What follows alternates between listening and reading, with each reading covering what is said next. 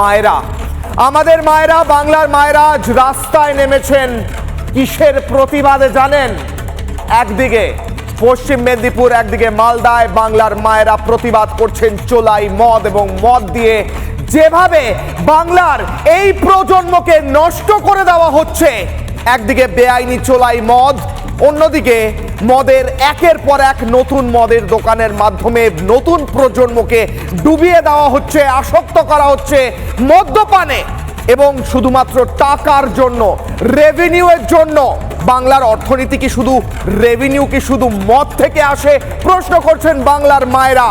বাংলার মায়েরা আজ রাস্তায় নেমেছেন, হাতে লাঠি, হাতে ঝ্যাঁটা। এই লাঠি ঝ্যাঁটা হাতে বাংলার মায়েরা কি বলছেন জানেন? পশ্চিম মেদিনীপুরে বাংলার মায়েরা চোলাই মদের ঠেকের বিরুদ্ধে রাস্তায় নামলেন। অনেকে ভাবছেন হঠাৎ চোলাই মদ নিয়ে আলোচনার প্রয়োজনটা কি? আলোচনার প্রয়োজন কারণ আমার পাড়ায়, আপনার পাড়ায়, আমার বাড়ির আশপাশে, আপনার বাড়ির আশপাশে, কিংবা হয়তো আমার বাড়ির ভেতরে অনেকে এই মুহূর্তে লড়াই করছেন এই আসক্তির সঙ্গে।